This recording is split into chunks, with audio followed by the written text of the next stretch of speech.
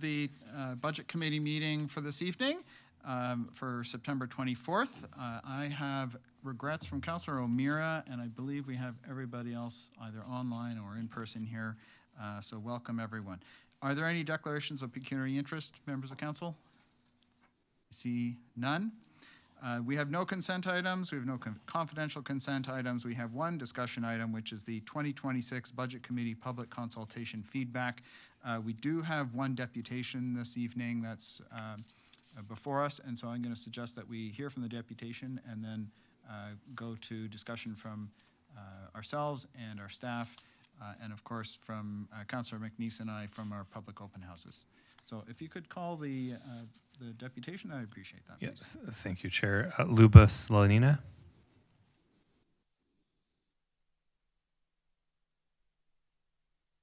Welcome, sir. You have up to 10 minutes, and we look forward to your information. Thanks for having me. Appreciate it. It's for time here, so a little nervous.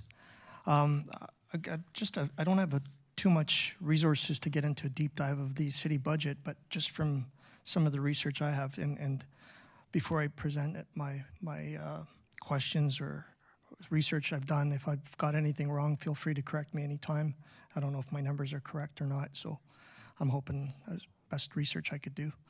I'll start off with some pictures that I wasn't able to put in a PDF or a PowerPoint, so I was told I could put it here and hopefully it'll come up on the camera.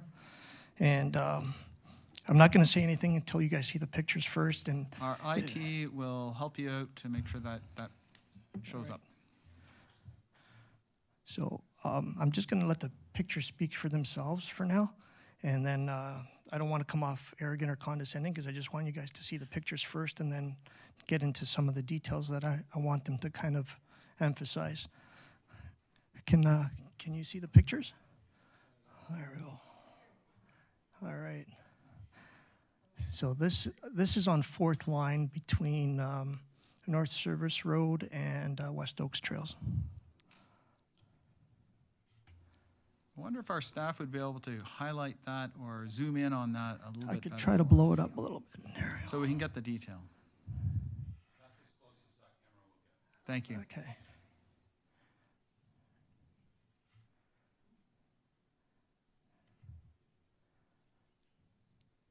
Before I move the next picture, is there any comments any of you want to make on that? I would ask you to go through your material and then we'll have an opportunity for questions of you after. I just got two or three more pictures here.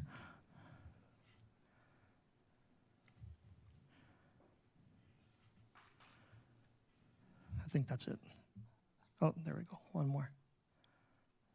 And that's pretty much all the pictures. I can go back if any of you need to see them later on. So I guess my concern, and I'm talking for more than one of my residents as well because they didn't come out, but as a group we sometimes get together in the driveway and we talk about what's going on, and now with these developments in our community, there's a lot of chatter going on. So I happen to be the representative for my area. But I'm going to start off with this. So if I've got my facts correct from what I've read, you guys have allocated $6.2 million for road and curb repair. Is that correct for the year? Why don't you go through your material? Yeah, okay. So if that's correct, then what I'm reading here is they've allocated $6.2 million, and from what I've read is $2.9 million were for the curbs and corners and some canals in our area. That was the budget for that area. And from the other research I've read here, the curbs are supposed to last 20 to 50 years. So my area is not that old, as far as I know. And so we're wondering why all these repairs that didn't seem to be required are being done. And then in this particular area, according to those pictures, I guess they're concerned with speed and traffic. So a couple of comments before you guys justify these islands and these patches of the road. So in this particular area, the police are there constantly on the intersections, monitoring and giving out tickets. There's multiple signs by the principal, puts on speed, and now there's lately in the last year they put the speed, the signs that tell you how fast you're going. So they posted those, and now they come out with this. So, I mean, how much resources are we going to allocate to speed when hardly anybody's speeding there anymore? And we're spending money that's, in my opinion and others, not required anymore. And it's a little excessive. I mean, if you guys are so concerned with that road being with speeders, we should close the road. We got police, we got signs, we got warning signals, and now we got these islands. And in fact, these islands really don't do anything. You can just go just as fast, but all you're doing is weaving through. And with these patches and everything, if anything, there's more confusion where that road is going. So that's some of the concerns that we've got in that area. The other thing we've noticed is just randomly they're digging up curbs on straight sections of the road that had nothing wrong with them. And I'm not sure what the budget was for that because on your website, the curbs are included in the road repairs. So I had the opportunity to bump into some of these crews working on these repairs. And I said, what was wrong with the curbs? Why are we repairing these? And they looked at me, shrugged their shoulders, said, I don't know, you better ask council because they like wasting your money. That was their words. So I'm like, yeah, well, that's kind of what it seems like. So I was talking to a few of you this last weekend, and I mentioned a little example because we have a property in Florida. And a couple of years ago, we were surprised. We actually got a tax reduction. So, you know, if they can't use the budget, they give a rebate back to the residents. So I was kind of hoping we can do that same thing over here, because if we have to keep fulfilling the budget, there's something wrong here. We have to be accountable for where the money's going. And if we got that much money, I think it should be brought back to the residents. So hopefully somebody here could reassess that. The other thing I was looking at, these speed cameras on 4th line. So a similar problem as in Toronto. They've been taken down numerous times, spray painted, and knocked over. And the next day they're back up and running and cleaned up. And from what I've read on the research, Oakville, I believe, is generating $2.7 million or expecting $2.7 million just from those couple of cameras. And so I'm hoping if they decide to keep that, maybe put that towards the budget of repairing these roads or some sort of rebate back to the residents. So that's pretty much our concern. There's other parts of the budget, but I'm really not that educated to comment on it. But there must be other areas we can improve on where we could hopefully be more accountable or get a rebate or reduction or status quo or something. So that's pretty much all I got on that. So I'm just hoping to get some input from council and see if we can get some answers from you guys. Okay, thank you very much for your delegation. I'll ask the members of the council and committee here if they have any questions for you. And they can, of course, ask our staff some follow-up questions, but we appreciate the delegations. Members of council? Okay, I don't have any questions for you, but I appreciate the long conversation we had on Sunday. Yeah, thank you. Me too. Oh, I'm sorry, Councillor Haslet-Thiel, go ahead. Thank you for coming out. Did you notice any other areas or road areas that, like you called out this one section, but are there others? Oh, yeah. And did you share those with the chair or? No, I'm kind of picking on our area because that's kind of our immediate area. But yeah, you could see it pretty much all the way down West Oaks Trails, pretty close to Bronte. But this one seems to be really heavily dug up and patched up and all the way down to North Service Road. So I'm sure some of you are familiar with that part of the road. And then just random intersections are being dug up in these, what do they call those metal plates where they put those dots in the corners? Mm-hmm. They seem to have been, I get the accessibility thing, but why not concentrate on putting that in new areas rather than digging up perfectly good sidewalks and putting it all over the place, where you can't do that on every intersection or we'll be broke here in Oakville. But I can understand we put it in new areas, new builds, because you're making new pavement. But, you know, where we are, there's hardly anybody even using the sidewalk with, you know, accessibility issues where we are. And yet they're digging up all these intersections and putting these plates in. I was just mentioning to one of you right now, first time I've been in this building, but those plates are all in the front of this building, all those, and they're all rusty and dirty. So if that's what we're going to expect in a few years, that was a mistake, I think. So I want to say that I appreciate that first of all, you did fine at the podium. You were nervous about it. You did just fine. And thank you for bringing forward the questions. I'm sure the chair will make sure that your questions are addressed through the reports that come through.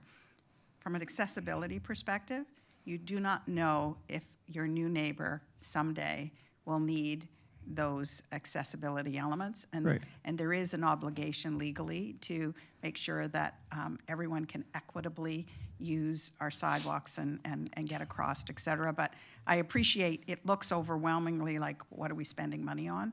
But I want to close on a positive, which is thank you for raising the question. In my neighborhood, I got asked the question 3 years ago when they changed the curbs, and they thought the curbs looked pretty good too. Yeah, well, that's why I was like, well, how long are curbs supposed to last? So I did a little research, and they say 20 to 50 years. So, I mean, why are we digging them up? I can see with some of them, damaged by snow removal or something like that. That makes sense. But I know because I walk the area, there was nothing wrong with them. Well, I'm sure that the transportation folks will have some answers to give us on the presentations. Thanks very much. Thanks, guys. Appreciate that.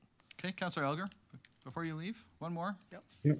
Yeah, thank you for coming tonight. A question, are you against having accessibility of all residents across Oakville? I'm surprised, but I just want to hear your opinion on that. No, not at all. I just think we should concentrate on the newer areas where, where we need it. Because right now, we can't dig up every intersection in all of Oakville.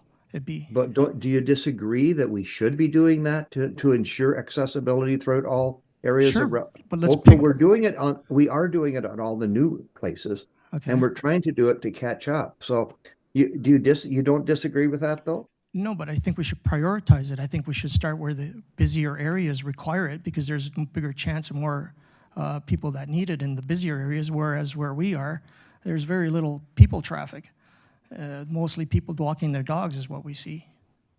Yeah, well, it's interesting, and I appreciate it, because I go up and down that street, and I've gone up and down it as recently as yesterday a few times.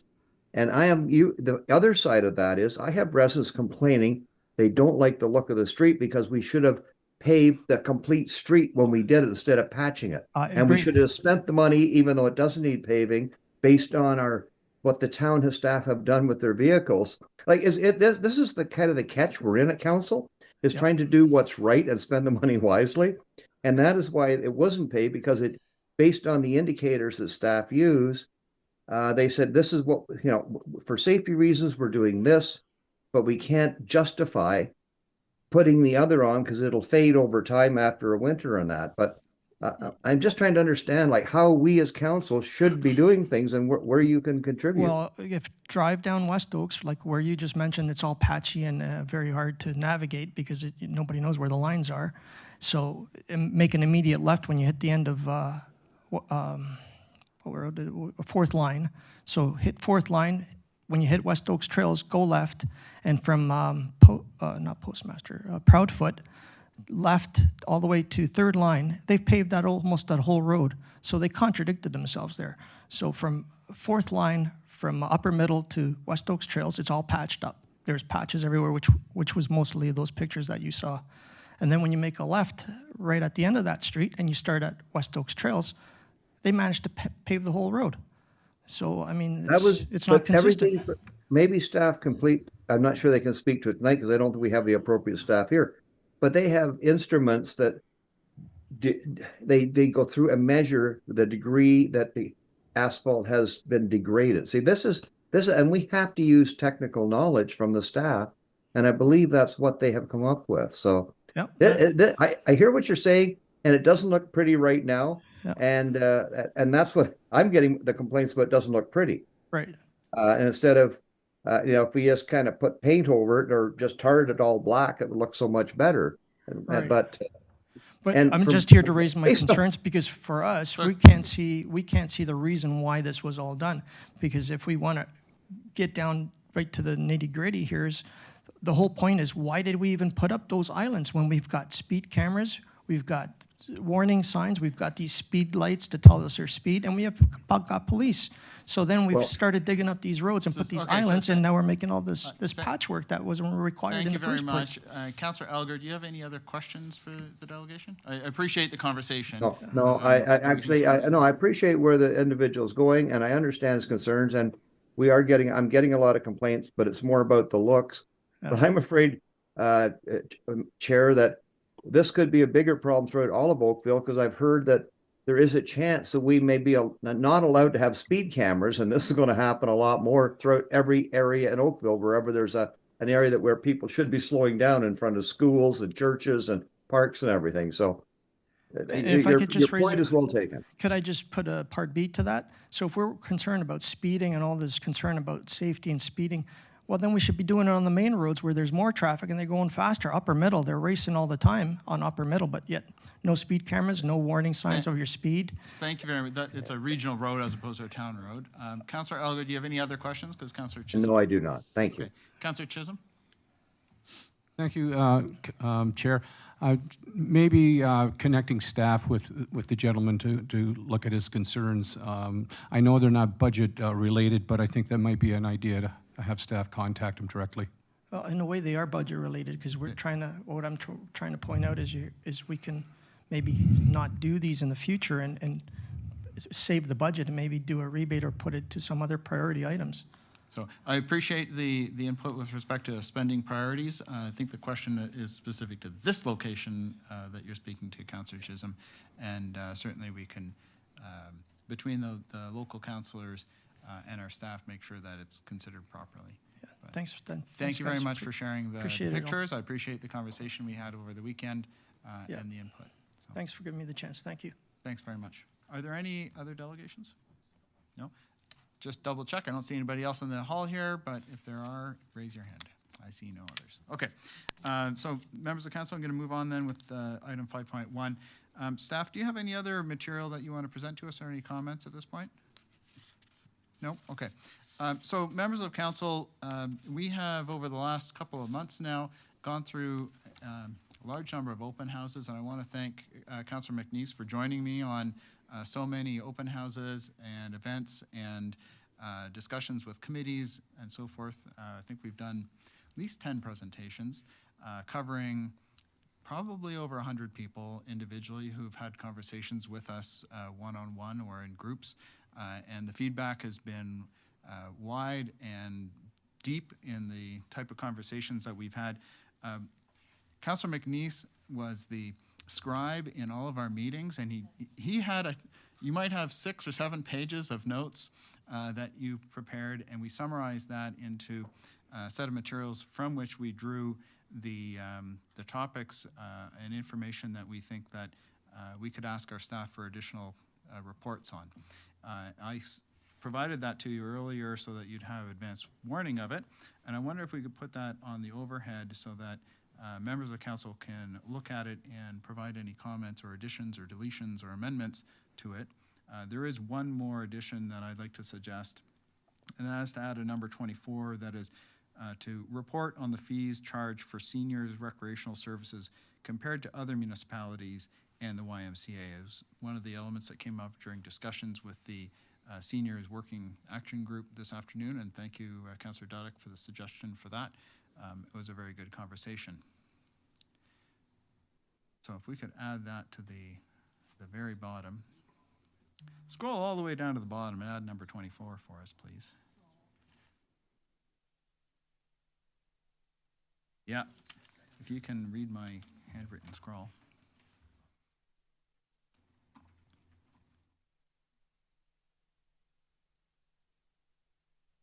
So while that's happening, I'll give you a summary of some of the meetings that we had. We started with a Ward 3 meeting, and so I thank the Ward 3 councillors for helping to organize that. We had a meeting with the Chamber Government Relations Committee. We had a meeting with the Chartwell Maple Grove Residents Association. Yeah.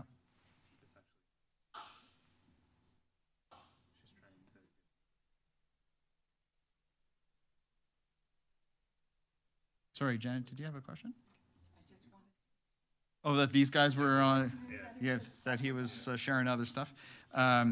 So as I was saying, we met with the Chartwell Maple Grove Residents Association. We met with the Community Leaders Roundtable, which is a group of residents leaders from across Oakville.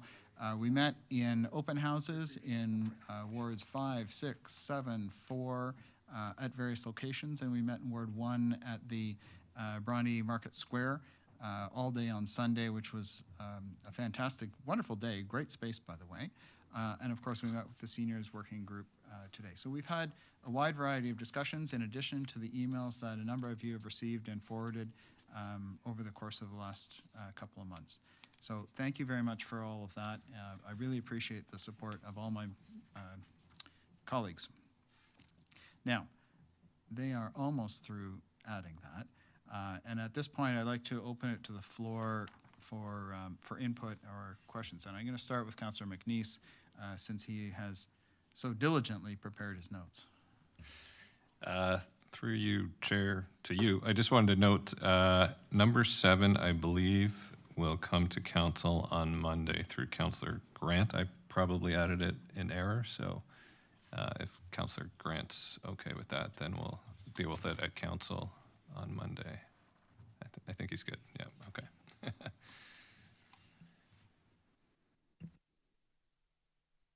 Okay, so number 7 is the report on the costs and options for Veterans Memorial Crosswalks. In an earlier conversation, I understand that Councillor Grant was satisfied with it being on this list. Councillor Grant, do you have any request for it to change in any way? No, I'm a belt and suspenders kind of guy, so we'll have this as the belt and we'll put on the suspenders on Monday. Excellent, thank you very much. Councillor Elgar? Thank you. Through Chair Adams, I have a concern that we as a town are not doing a good enough job explaining to people why we spend the tax, ask for tax money that we do, and it's that we are doing an efficient job. And I think we have been missing out on a huge opportunity to explain to the public going forward as to why the increases are what they are. And as recently as September, I've got from our Commissioner of Finance at the region, I can guarantee you from what they're telling me that we are contributing on the regional portion 6.4% of the equivalent impact on the DC budget shortfall, not through our own mismanagement, but through what the province is telling us we have to discount. And that's just the regional portion. And I believe the regional portion is like, what, 38% of our total budget. And when tax dollars are on a per 100,000, people just look at it and they think it's Oakville. And it's not. And I'm wondering how we as a council and as a staff in Oakville can in fact come up with a better way of educating the public as to where the increases are and what is causing them. And in many areas, and Oakville itself we have discounts. And as recently as, well, I've only got the August report where the growth funding tool revenue loss that we have now experienced, that we receive as councillors every month, shows we are sitting at a combined growth funding tool revenue loss of $56,781,299. And I think residents would be shocked if they knew what was happening. And what I would ask is that we as a council try to figure out a way with staff that we can educate the general public on the tax dollars are where they're going and why they're going where they're going. Like, we can have the most efficient staff trimming the budget, but if there's things on that we are being forced to do that we have no control over. So I would ask that we try to do something before our budget is done to do. And Councillor Duddick came up with a great idea, and I got to tell you, I talked to her about it, and Councillor Duddick said, there should be a little insert room with the tax payments or the tax bill, what it's going to be in 2026, explaining to the people what in fact where the taxes are coming, why we have to tax the way we're taxing. And also the impacts we have had. And that would be my comments right now tonight. Thank you. Thank you very much, Councillor Elgar. Number 4 on this list is report on the cost of growth and the degrees to which property taxes are subsidizing development, which I think Absolutely. answers maybe part of what you just spoke about. You had a broader ask, though, around what's driving the tax increase. And I think our staff will, of course, answer that within the budget. But I think that your comment, or part of what you were just commenting on, was how do we educate or how do we communicate that? Am I correct? You are absolutely correct, because when you think right now, the region alone is 38.2% of our total budget, which is all people care about. And if we could drop that 6.4%, that would change our 3.5% increase overall. But we in fact can't do that. And we have to we have an education process that has to be performed. And I thank you for that. So, Councillor, if you're seeking methods of communication, I might recommend that we add a 25th point, which is that staff report on opportunities to better communicate elements of the town budget to the public. Yeah, well, the town and the region, Chair, the provincial are saying they stay at 18.3%, but I'm trying to so that we can actually show we're not the problem. We're doing what we can. So somehow I think there's an opportunity here we have as a council to do that for everybody in Oakville. So if you'll give me a moment, I'm going to move on to Councillor Chisholm, and I'm going to draft a 25th for you to consider while we hear from the next councillor. Thank you so much. Okay, Councillor Chisholm. Thank you, Mr. Chair. And just to add to Councillor Elgar's concerns, and I think they're very good concerns, as we know, our media, print media is no longer. We're all online. Unfortunately, a lot of people don't have, especially in our ward or older, they're not online, so it makes it very difficult. And I agree with Catherine, excuse me, Councillor Duddick's comment about putting something in the tax notice. The difficulty is, how do I say, and Councillor Elgar uses the word educate. I think that's extremely optimistic in what we do. I think there's probably ways of looking at our communications throughout and branding this in a better way. People do not understand development charges. They have no idea what that means. But when you say, do you know that your taxes are paying for growth?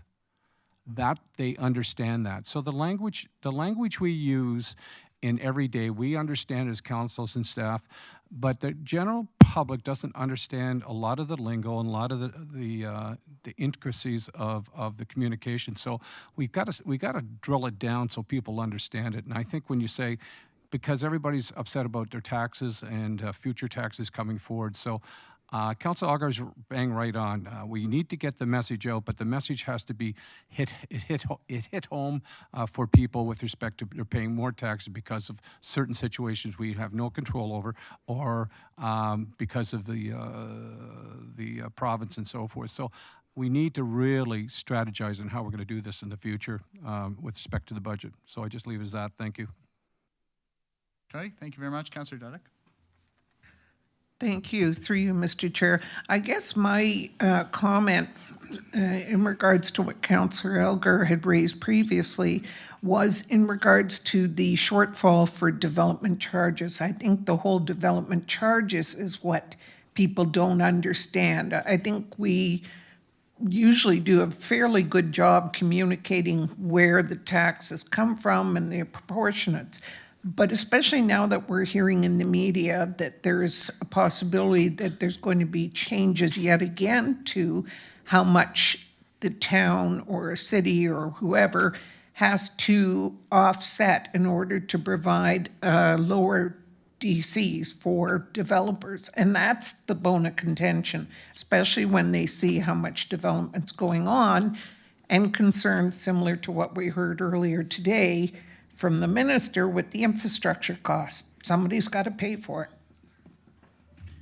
Thank you very much for that. That is certainly one of the things that Councillor McNeese and I heard during our conversations, was a misunderstanding or misinformation associated with how the town benefits from development that occurs. And I don't think that's new, that goes back a long time, but it's especially bad now.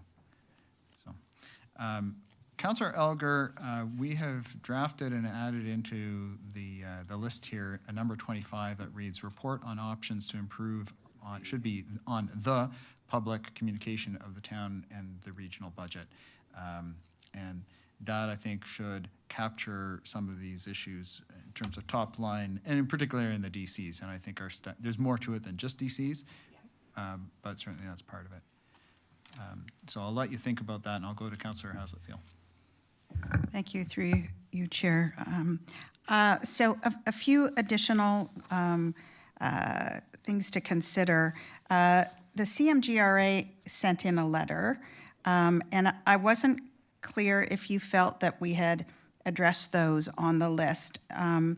They had a recommendation to set a maximum tax increase to 0%. Now, I understand that that is quite the ask, but I do think that it's public record, and we should at least acknowledge that that was what a group has come forward to suggest. Yep. So if I'll stop you there, and then we'll keep going. But on that point, item number 21 reads, are there options to reduce the overall property tax increase below 3.5%? I did not say 0%, because in the conversations that Councillor McNeice and I had with many individuals, there was an interest in a lower increase, but not a specific number like 0%. And so 0% is lower than 3.5%. So it's certainly one of the options that's out there.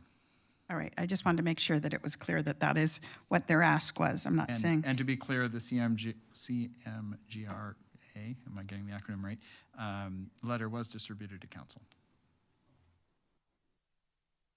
Thank you for that. All right, so some other notes. So I've received comments pretty consistently on how we report on climate change and investments in climate change and the impact of those investments. And so I was reminded, and we tend to ask this at every budget session, how will you consolidate the work on climate change in your reporting of the 2026 budget draft, including any impacts or results that have been achieved on climate change. And I understand that we always talk about it is an overall town-wide, multiple departments, but the public itself, once again, from an education perspective, want to understand holistically how much are we putting in, you know, from a dollars and cents perspective and a people perspective, and in advancing and reducing the impact of climate change. So I would ask that something like that be added to the list. If we added one that read, report on a consolidated method, the climate change related programs, would that be appropriate to you? Yeah, fine, I can live with that. Okay. We'll ask more questions at another time. Okay, so we're gonna add that as number 26, report on a consolidated method, the climate change related programs. Continuing on, reserves are always a bone of I don't get it, I don't understand. I know every year people go make a valiant attempt to make sure it's clear that they are not a slush fund, that they're committed dollars, et cetera. But I would just ask if we can ensure that when we're reporting on the reserves, that we're clearer about what is committed funds and to what projects they're committed to, so people have a better understanding that this is money that will be eventually used for. So Councillor, we do have in all of our budgets the list of reserves. Are you satisfied with the way those are described? And if not, is there a specific wording that you want to incorporate for our staff to consider changing or reporting on? So you said the words committed reserves. I do not have specific wording. I think that the treasurer and director understand where I'm headed, which is really that we need to report, but we also need to be clearer in the language, whether it's a table, whether it's not just, you know, as committed to, like what we have a reserve, we know what the total of the reserve is for each of the sections. All of that's always done very well, but it is not crystal clear to the public what those funds are truly reserved for. So not the big bucket, but rather the smaller items under each of that. And I see Jonathan nodding. Do you want this added to this list for record-keeping purposes? And if so, would you like to suggest some wording to us? Through you, Chair Adams. We can certainly include that. We'll make sure that we include a list of each of our reserves and the purpose of each reserve, because I think what Councillor Haslett-Thiel is getting at is we have a number of smaller reserves that are not so clear sometimes, and that's the clarity that you're searching for, not so much on our tax stabilization or our capital, correct? I think the smaller ones are the ones that people point at, but for example, people still struggle with, what is the purpose and intent of a stabilization reserve? And while I'll come back to Councillor Elgar's earlier point, we're spending their money. They want to understand why we're holding. We understand it. If some language can be crafted to make it clearer, that's my request. So I think if you'd like to add it, I think I would suggest report on, I don't want to say the specifics because it's not the specific transactions, but on the details for each reserve, the commitments for each, commitments and details for each reserve. We can do something like that. Can live with that. That'd be great. Okay, that's being drafted into it right now. Okay, I'm going to keep going. Yep, floor is yours. I've also been asked about what is the number, if transit will report on the number of riders compared over the, sorry, I got this wrong, the number of paying riders compared over the past 3 years. So there's some curiosity around, I'm sure that the Director of Transit will speak to it, but they asked me to be clear that they want to know the number of people paying to use the transit service, and then the number of riders benefiting from the free service.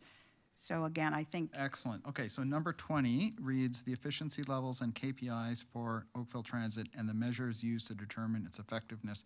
There's certainly an item that's come up in our conversations that Councillor McNeice and I saw across town, and I'm happy to include within that the specifics of paying riders, so ridership, both paying and otherwise by category, which would include the free seniors and free youth categories. So if we can add into the number 20 those specifics, I think that would help grab it all in one place.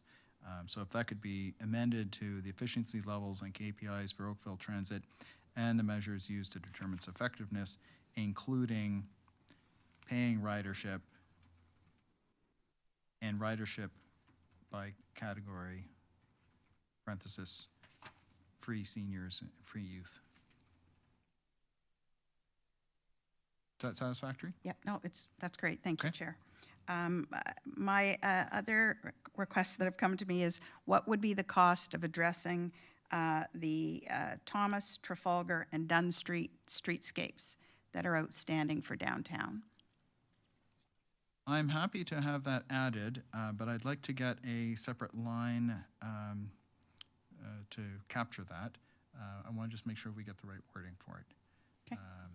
So, do you have any more, or, because if not... Two more. Two more? Okay, then stop there and let's get the wording right to capture that. Can you say that again? They would like to understand what would be the cost of completing Thomas, Trafalgar, and Dunn streetscape in downtown Oakville. Right, the Thomas, Trafalgar, And Dunn Street. and Dundas Street, or Dunn. sorry, Dunn, Dunn. not Dundas. Yeah. My apologies, I'm so used to saying Dundas. Dunn Street, streetscape? Is that what you Yes, said? please. So report on the cost of completing Thomas, Trafalgar, and Dunn streetscapes. Thomas, Trafalgar, and Dunn streetscapes. Did you get that? Dunn has two N's. We'll get it up on the screen, and Councillor Haslett-Thiel, you can correct it if you're not happy with it.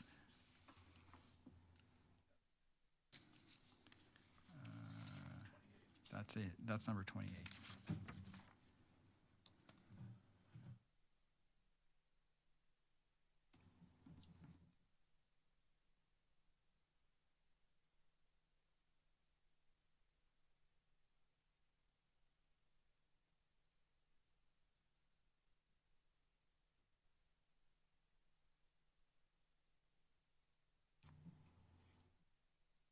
That's Does that great. work? Yep, Okay, that's great. next. Thank you.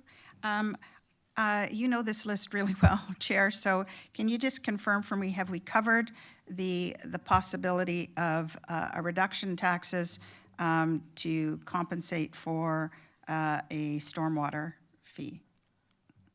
Yes, in this list on number 18, we have how will the introduction of a stormwater fee change the budget? And is there an opportunity to reduce the property tax increase in 2026 with its introduction? What options are available to mitigate the fee for businesses? Excellent, thank you. The other clarification, and I don't, again, I don't want to nitpick because I know how hard the staff really work on this.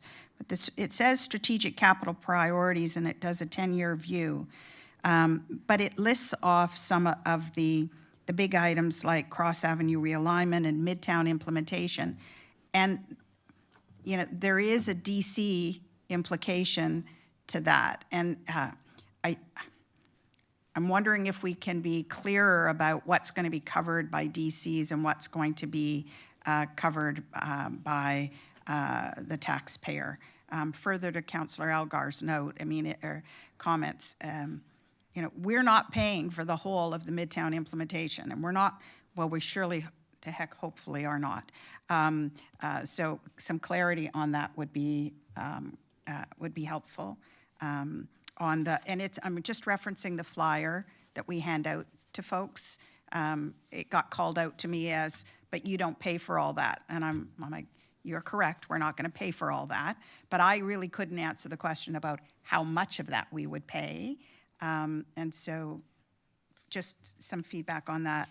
I want to thank whoever added the AI piece to this list. I think it's an excellent call out. And the last question, which I always tend to ask, is from a gapping perspective, we usually have we always have gapping of staff. And I've been asked the question of, does that mean there's an opportunity to have changes in staff levels over time? And is that an efficiency that the department heads or leadership is looking at? So I think you might be looking for something like having staff report on the level of gapping included in the budget. And if that involves any reduction in future staff levels.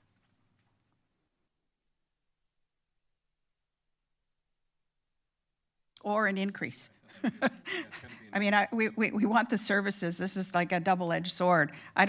When they're not available and we need them to do the work that needs to be done to provide the service excellence we want to pride ourselves on. So I'm not suggesting that there's a right answer here, but speaking to it would be helpful in the budget. Councillor, would report on the level of gapping included in the budget, and if it suggests any permanent changes in staff levels, work for you? That would be great. Thank you. And my final. So hold on, Councillor. Our staff are trying to capture this. And if it suggests any permanent changes in staff levels? Sure.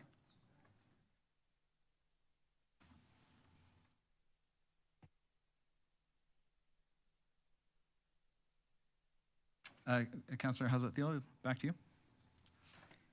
So it's just coming up, I guess, now. I missed one, and I really don't know how to reference this.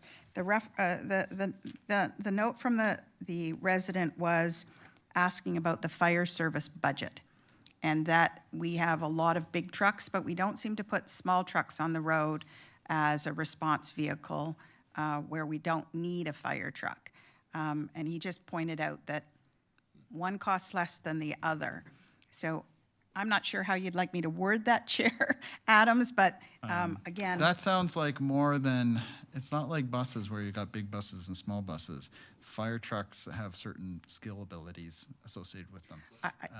And so I might suggest that as part of our community service report or presentation, we have the fire service provide a presentation on the types of trucks we have on the road. Yep, I see the commissioner nodding, and that's really all I think the resident, he just needs to understand, you know, what and how we use these vehicles, and is there any savings or not, and, It's kind of like part of our fire master planning process, I think, so. all right.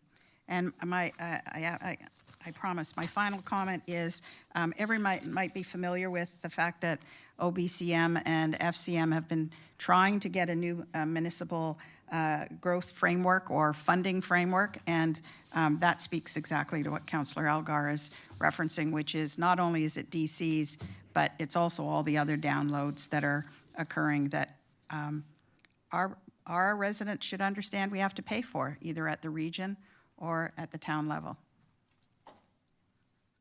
Okay, so good. Excellent, thank you. Councillor Longo. Thank you, Chair Adams. I want to thank you and Councillor McNeese for organizing the ward meetings, and thank staff as well, of course. My question is related to item 16. So Councillor Hatfield mentioned a bit, you know, it's good to see AI on here, but I'd like to see, can we broaden that, so finding opportunities related to savings, improving efficiencies, providing better service through introduction of AI, can we broaden that to other opportunities outside of AI? So provincial programs, supply chain, something, so that it's a little more broad than just AI. So, Councillor, I might suggest that after the word AI, we add comma through the introduction of AI provincial procurement? Yeah, or other, yeah, so provincial programs, Provincial supply chain programs. efficiencies, whatever it may be within departments. So it's not just linked to just one area. You can, you know, could be FTE savings through AI, but it could be other stuff as well. So provincial programs, I think you're aware of some of them. Anything to leverage spend different ways, whatever it may be. So I'm trying to work on some wording here for you. The introduction of AI, provincial programs, And other supply chain efficiencies. and other supply chain. Yeah? Yeah, so you can either keep it there or you can make it a separate line. It's up to you. Let's try to add these words there. Did you capture it? And if you ask them to repeat it, I'd have to remember what I just said, but I do, so it's okay. Okay, hold on. We're working on it.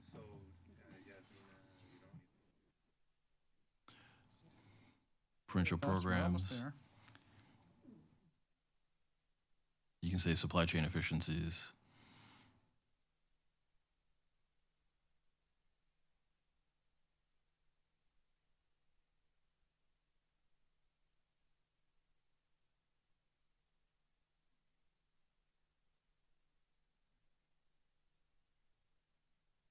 Yeah, we'll Yeah, you can clean fix that up. the duplication there. But. Okay, that's Okay. it. Yep, perfect. Okay, Thank you. Thank you very much. Good thought. Any others? Okay, I'm not seeing any others, so thank you for the conversation and the input. Well, Councillor, Chair. Yeah, Councillor I wonder Elgar. with number 25, the wording doesn't exactly get to where I want to go, but I do think we have a very competent staff. Jonathan knows exactly what been after, and it has to, like, I think we have to relate it to provincial, and probably not directives or shortfalls, but I think we have to add something in here about its mandates of what we can and can't do. And I'd look to our competent staff like Jonathan. I'm sure he has the word. He knows what I want. So if we could just take a look at that one, please. Councillor Elgar, we're just trying to clean up another line here, and then we're going to go to number 25. Okay, and thank work you. on the wording for you. Thanks. Thank you. Okay, number 25, report on options to improve on the public communication of the town and the regional budget. So Councillor Elgar, you're suggesting that it needs to be focused to some degree specifically Well, on the inability of the municipality to control certain things. Absolutely, 100% correct. And Chair, I looked to Jonathan. I think he probably has the best succinct He's wording. scratching his chin right now, trying to decide how to reword it, I can see. Okay. Perfect. I appreciate that. Give us a minute, Councillor. Absolutely.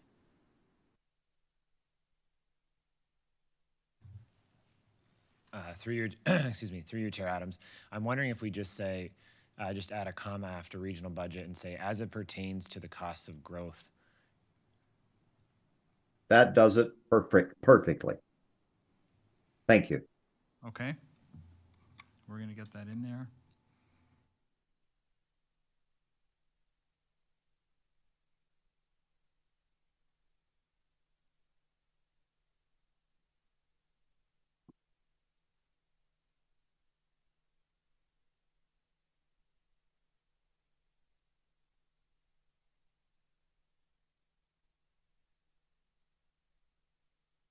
Okay. Councillor Longo is going to suggest some slightly different wording for number 16.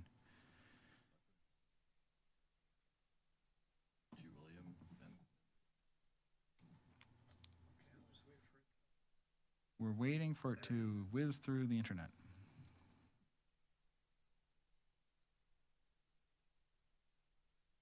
Could we capture that wording?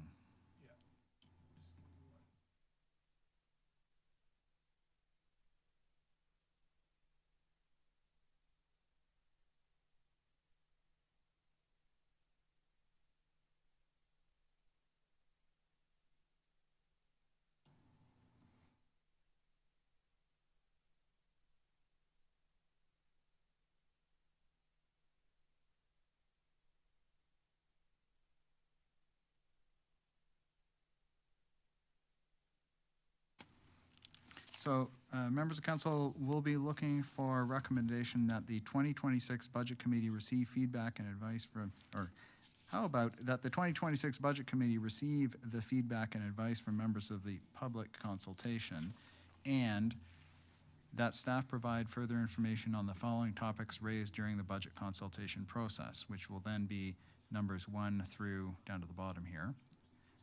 And when we are done with this drafting, I'm going to go to the top and read through them all to make sure that everybody in the world knows what we're doing. Is that better now? Okay. Okay. So that staff provide, if we can go to the very top, and I'm going to read down, that staff provide further information on the following topics raised during the budget consultation process. 1, the financial and operating impacts of providing town-wide snow windrow removal service. 2, the financial and operating impacts of providing snow removal service to communities with small lot sizes where snow storage is a concern. And I thank the Ward 7 councillors for bringing those 2 forward. Number 3, what options are available to improve the Gladeside Pond Trail System amenities and what are the financial implications? Number 4, report on the cost of growth and the degree to which property taxes are subsidizing development. Number 5, report on the cost of supporting the Sports Hall of Fame digitalization project. 6, report on the cost of park improvements at Worthington Park. Number 7, report on the costs and options for Veterans Memorial Crosswalks. Number 8, report on historical efficiency and savings initiatives and options to transparently measure future efficiency and savings across the organization. 9, report on how performance-based program-based budgeting compares with zero-based budgeting methodology. 10, describe the difference between the audited financial statements and the annual report. Number 11, report on how year-end financial surpluses are applied. 12, how much funding from OEC and the Oakville MDC is expected. 13, what major funding is received from the federal and provincial governments and how it is used, and thanks to the provincial government for the check today. Number 14, the details of the work included in the council's strategic priorities. Number 15, what funding is planned to support affordable housing initiatives. 16, what opportunities are there to find savings, improve efficiency, or provide better services through the introduction of AI, leveraging provincial national programs, and other supply chain efficiencies. Number 17, what projects are supported by the capital levy. Number 18, How will the introduction of a stormwater fee change the budget? And is there an opportunity to reduce the property tax increase in 2026 with its introduction? What options are available to mitigate the fee for businesses? 19, report on the performance of Service Oakville, including its KPIs, the tracking of services provided in person, and how access to staff in the building and zoning areas is provided for responding to inquiries from the public. Number 20, the efficiency levels and KPIs for Oakville Transit and the measures used to determine its effectiveness, including paying ridership and ridership by category, free seniors and free youth. Number 21, are there options to reduce the overall property tax increase below 3.5%? Number 22, what would be the impact of provincial changes that would restrict the use of automated speed enforcement? 23, report on improvements to active transportation in the budget. 24, report on the fees charged for seniors recreational services compared to other municipalities and the YMCA. 25, report on options to improve on the public communication of the town and the regional budget as it pertains to the cost of growth. 26, report on a consolidated method for climate change related programs. 27, report on the commitments and details for each reserve. 28, report on the costs of Thomas, Trafalgar, and Dunn streetscapes. 29, report on the level of gapping included in the budget and if it suggests any permanent changes in staff levels. All right, that's a good long list, everyone. Thank you very much for your help in the drafting of all of that. Any last changes or amendments? If not, I need a mover for this. Mayor Burton and Councillor Dudek, thank you very much.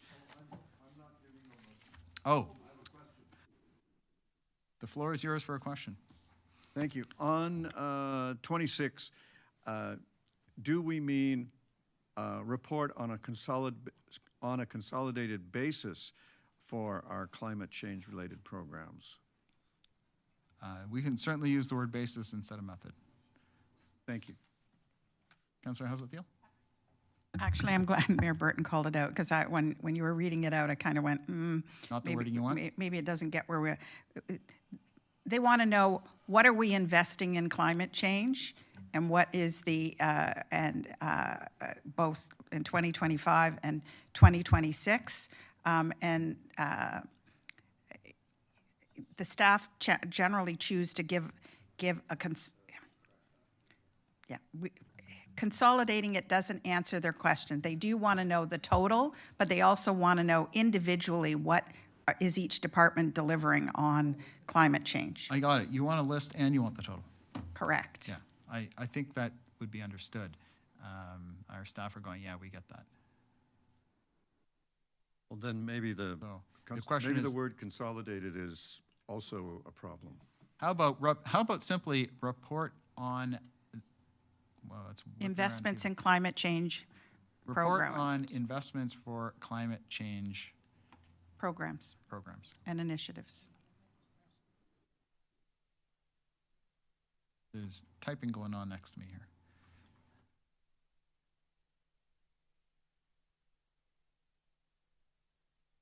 Give us a second for it to get across the floor.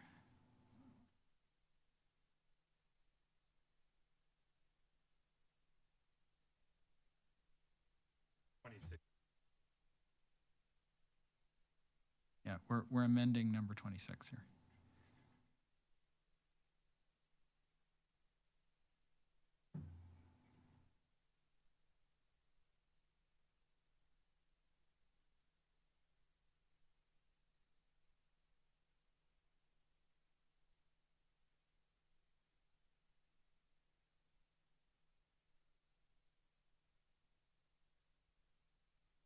Yeah, report.